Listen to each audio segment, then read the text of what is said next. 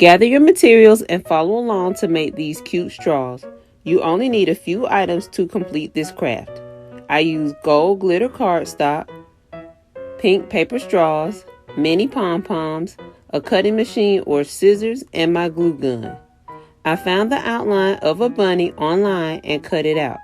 This can also be done using a projector and transferring the image on the cardstock or drawing freehand. When you have enough cut out, add a dot of glue to the bunny and add the pom-pom for the tail.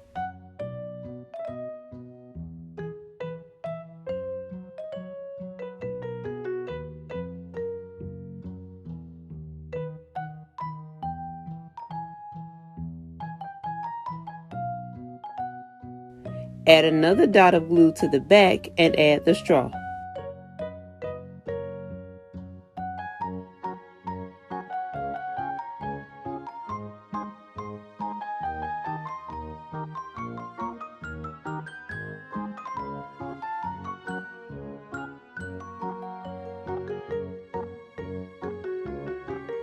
Add to your kids' favorite drink for a little bunny fun. Thanks for watching and make sure to like and subscribe.